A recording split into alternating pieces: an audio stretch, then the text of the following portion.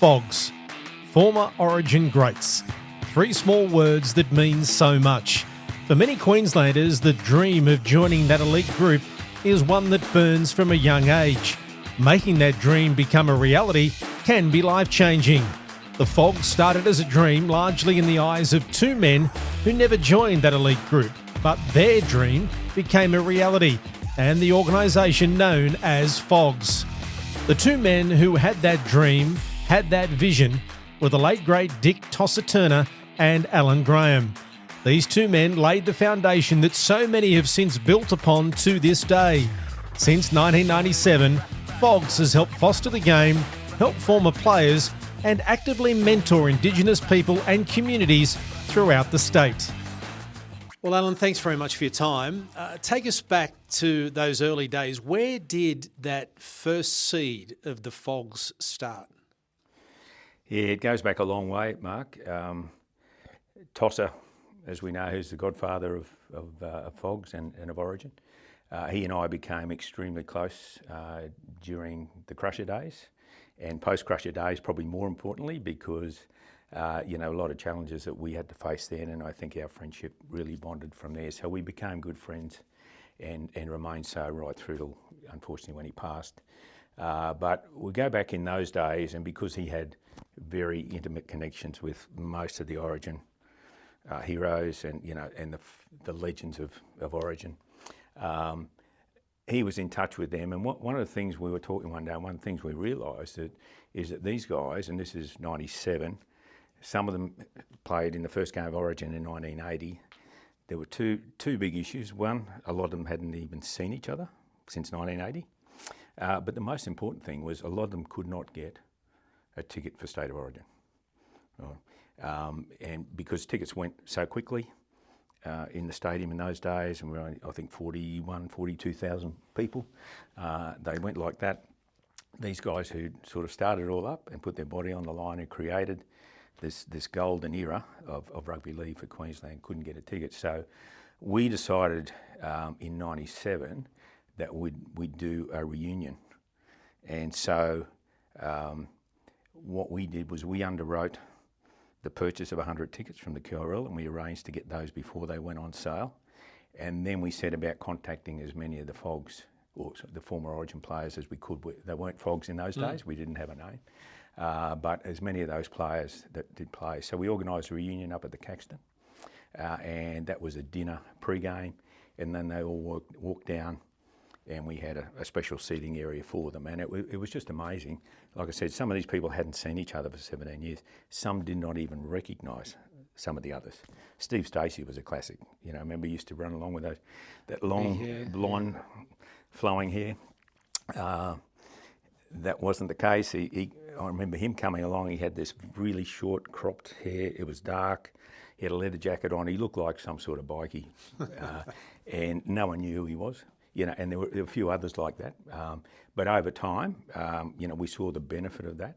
And so that was a real success. I think the fact that these guys had got back together, there was a genuine collegiate interest in, trying to stay together. And then Tosser and I sitting down looking at, all of the things that we could do from there, what the benefits were about having this group together, the long-term benefits of, hey, this was a special thing, Origin.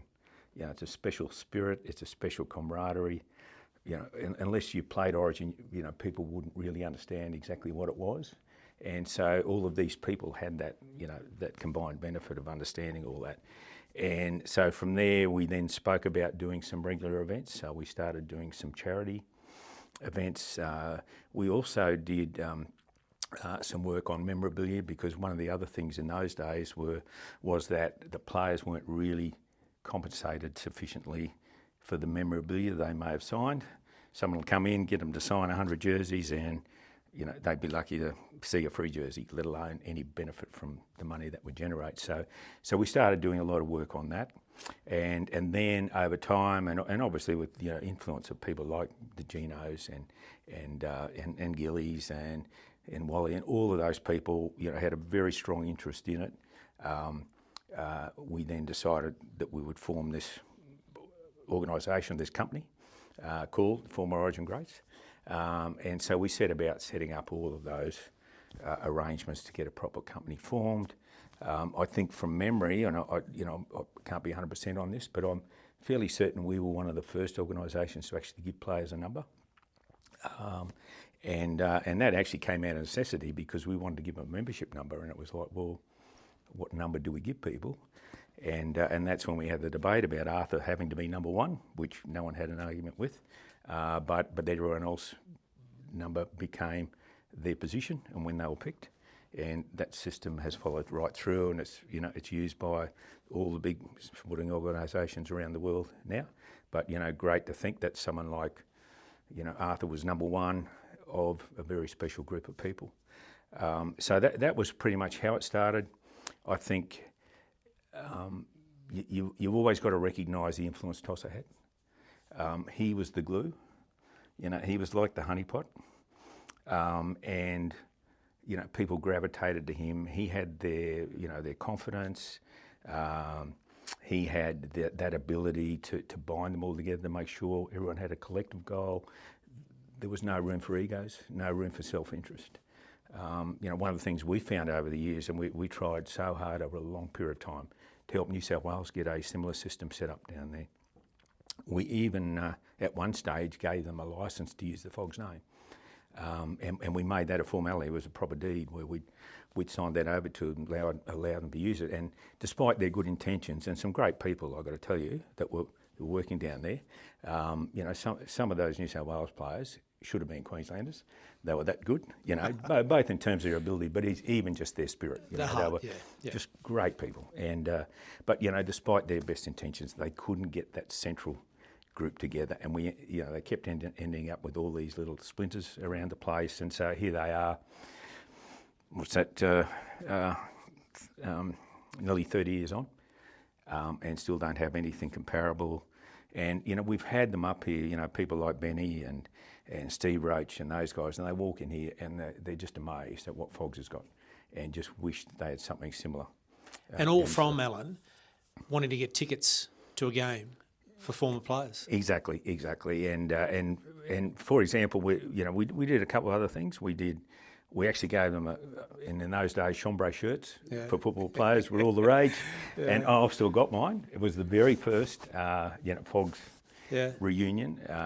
And so, just little things like that. But I think it was, just the chance for them to be back together after all that time, but then to be able to go and see what they'd created or helped create, and know that, they were able to then stay in touch with that circle. So, So look, that was sort of the germination of FOGS. Obviously, it progressed over time. Like I said, we've got an amazing group of people, led by Tosser, but all the other people that have been on the board over all those years and the amount of work that they put in. I think it was after about maybe 8 or 9 years that we got enough cash behind us to put in our first full-time employee, which was Gino. And so Gino's first office was a desk in the hallway outside my office. So that was the first formal FOGS office in Queensland. But then progressed, since then, Gino and Debbie have just done an absolutely amazing job. You look around what the building is here. You think about what they've been able to do over that period of time. Obviously diversified a bit, from the programs we were running in those days to a stage where, they're running programs right across the state, having a big impact on a lot of lives, around Queensland, which was part of them giving back, FOGS being able to give back for the support and the generosity that they've had from the people of Queensland. So, it's been a great outcome. So when you were at Caxton Street before that Origin match and, you got everyone back together, did you and Tosser sort of immediately think, we got something here, or did it something that sort of germinated? Yeah, I think it was a germination. It was probably a little bit after that because we didn't know what to expect. Yep. As I say, the first piece was, well, let's get them all together and let's make sure they've got a ticket and something good to eat. The Farquhars, obviously, always the go-to people when you want to do anything around rugby league or Origin. So, you put an invitation out to guys to go for a steak at the Caxton, and then go and watch a game of Origin. It's pretty irresistible. Yeah. Idea. So all of that was great, but I think it was just after that, and just then hearing the feedback from people about how great it was, and even to start listening to people and seeing what they were doing, in that period, and there's been so many great success stories, with FOGS, people who've gone out and really made their mark in business or in the community. It's just been such a great organisation. So when did it, in your mind or in everyone's minds, I suppose, go from being, and maybe this is the wrong expression to use, an old boys club, to being an organisation that fosters, from someone on the outside looking in, camaraderie, an organisation that fosters development and fosters community spirit, I suppose? Yeah, look, I think they were the essential ingredients right from day one. If you look at our constitution, it actually embodies all of those principles, because I think, we had the vision that, FOGS to be long-standing and to be enduring and to be successful, had to have some pillars on which to build the organisation. It wasn't just about getting people together for a drink or to go and watch a game of footy. It was about the power that those people had individually and as a group to be able to go and change people's lives, to be able to continue the Origin spirit, because this is one of the issues we're facing now as a board. We've got to think of the future, and that whole linear progression of, well, who's going to take the baton, and who's going to keep this going. And that's a very important thing, and we needed to have that vision right at the start, to make sure that we had a robust organisation that was focused on a whole range of important things. That camaraderie, the spirit of Origin, the desire, the want to give something back, and just to be, involved still in the game. So they were important, and as I say, if you have a look at our constitution, all of those things are the reasons FOG was created, and they represent the the strategies and the goals that we continue to try and roll out, using different funding methods now, obviously both with the programs that we're running across the board, but then starting to look at some bricks and mortar just to diversify a little bit. Haven't gone into buying hotels yet like the NRL, but I think you need to have those broader strategies to ensure the longevity of FOGS. But succession planning is a big thing, and that succession planning not only with the executive, but also the board. Because we do have a few elderly gentlemen on the board, myself included, and and we are continually looking at who are the next groups that we need to start bringing in, and diversifying too, not just being a former players sort of organisation. Yeah, exactly. Because we do a lot of other things aside from that, and I think the other big thing that's happened, a big strategic thrust over the last probably more 5 or 6, 7 years, has been the embracing of the women's Origin concept as well. So we actually have one of the women's Origin players on our board, and we're looking at expanding that. But everything we do now is about the whole group, not just, we need to do this for the men. If it's being done for the men, it needs to be done for the women. And so that can help broaden the scope as well, both in terms of the input on the board, because everyone's coming in with different views, different perspective, different values, but then we can translate that into the actions that we put out. And the players are bought in from day one, haven't they? Absolutely. And I think that's never having been in this position, you can only imagine, right, that you've been selected to play Origin for Queensland. You come to the first day of camp, right? You're actually given a presentation pack that says you are FOG number 187 or whatever it might be, and that's your number for life. Right? No one can ever take that away from you. and you become part of a special group, that only a couple of hundred people in all that time have done, and then I think the women were up to the mid 100s, 150, 160. So it's just such a special group. You've got a special place in our society. You've got a plaque up outside the stadium. You've got honour boards here that recognise what you've done. You've got merchandise that you can wear around that's got your FOG number on. All those sorts of things. And I think that's just a personal, it's a recognition at least, an acknowledgement of a personal achievement. I'm not saying people walk around saying, hey, I'm a FOG, so I'm, I think they're very humble in Absolutely. In those respects, and very happy to help out with things like the things that these guys do. People don't begin to understand, and the things they're doing out in the community, whether it's the bigger names or even those that maybe not quite as big but are still out there doing stuff and are still giving back, which is a great thing.